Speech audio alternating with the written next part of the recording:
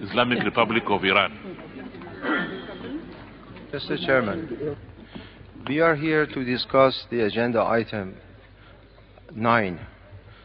I think you are quite aware of the fact that the speakers should try their best to follow that established rules and practice.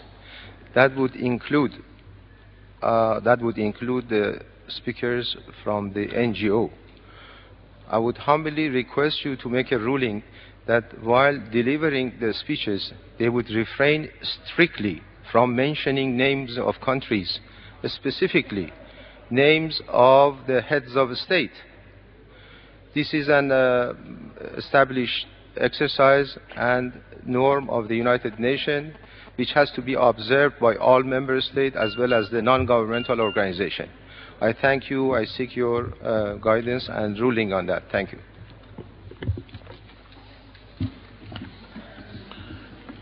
I believe that I think names sometimes are mentioned when members are making submissions, and if any delegation has a point on that issue, he can exercise the right of reply. Continue. Hudson Institute.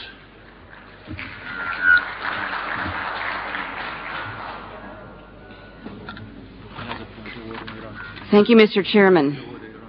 His words were not an accident, nor were they an afterthought. Sorry, there's another point of order from Iran. Mr. Chairman, Mr. President, I would like to draw your kind attention to the principles which is being observed in the United Nations premises, and that is the member state as well as other actors they should respect the dignity and the status of the heads of the state. I don't think it would be necessary for me to repeat the fact that nobody should violate that established principle. Mentioning of name of country on pertinent question might, in your view, be permissible, but I certainly oppose strongly with the mentioning of names of heads of state, including that of mine. I strongly request you to stop the speaker if he or she wants to make a mention on that account. I thank you.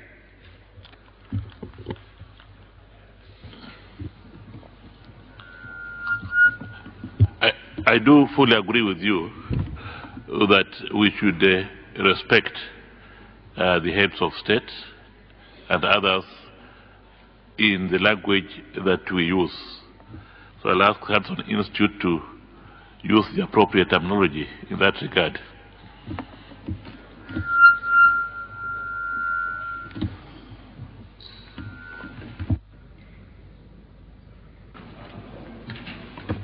Hudson Institute, continue.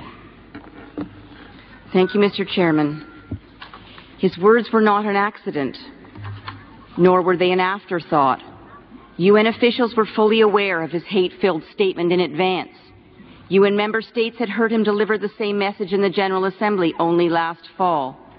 His active emissaries made it publicly known to the Human Rights Council for over a year, and every preparatory meeting of this conference since, as recently as last week, knew exactly what his government intended to communicate. And yet the UN handed him a global megaphone, translated his hate speech into 6 languages, and broadcast it around the world. And when he was finished, what was the response from you who claimed to care about combating intolerance? His words promoting anti-Semitism were applauded in this very hall. His words have been ensconced on the UN website, where they continue to be disseminated around the globe. His country was elected vice chairman of this conference's committee charged with the adoption of the declaration before you. The UN High Commissioner for Human Rights, also Secretary General of this conference, thought his words should be merely labeled political grandstanding, evidently unable to recognize anti-Semitism today. Democracies who had promised a different response to Durban-sponsored hate, like the United Kingdom and France and Denmark, made a show of walking out partway through his speech only to return as if it was a small glitch or an easily isolated event. Durban too will therefore be remembered not only for the words of the president of the country that's not allowed to be mentioned, but for the actions of his anti-Semitic supporters among you, his UN enablers, and all those states without the courage to reject a UN forum for bigotry when it masquerades as human rights, however transparent the veil. Durban 2 will be... There is a point of order. I'm sorry to interrupt you. The Republic of South Africa. Mr. Chairman, on a point of order. This conference is not known as Durban 2. This conference is known as the Durban Review Conference. I ask you, Mr. Chairman, to prevent the Speaker from referring to Durban 2. There is no such conference. In addition, it is maligning my country. So I ask you to please exercise the right that you have. If the Speaker refuses to comply with your instructions to stay on the topic that you are having this discussion on, that she should be ruled out of order and not be given the floor again. Thank you.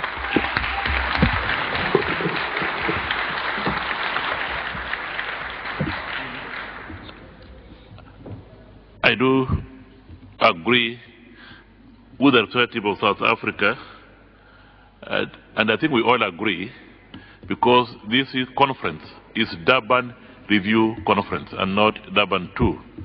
So could Hudson Institute representative take that into account when you are making your intervention?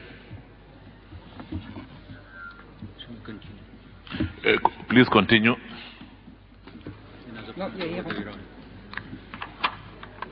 The Durban Review Conference will therefore be remembered. Another from the Republic of Iran. This is, Mr. Chairman, Mr. President, it's Islamic Republic of Iran. Number 2 is that the time for the speaker is already over, almost 30 seconds ago. So please observe that. May I remind you? I thank you.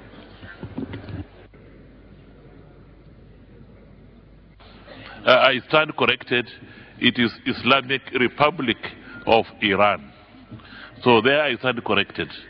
I don't know how much time you have because I'm watching the whatever. So, but Hudson Institute, please, you have 51 seconds. Conclude your remarks. This conference will be remembered for those states without the courage to reject a forum for bigotry when it masquerades as human rights, however transparent the veil. This conference will be remembered for adopting a declaration that reaffirms discrimination and the demonization of the Jewish state, the anti-Semitism of the 21st century. This conference will be remembered for the abomination of turning the spread of anti-Semitism into a human right. It will be remembered for its cynical reference to the Holocaust while planting the seeds for another genocide against the Jewish people and its nation. It will be remembered for purporting to build equality for some on the sands of inequality for others. It will be remembered for poisoning the wellspring of universal values. It will be remembered for representing the triumph of hate over hope. And the dustbin of history is its only dessert.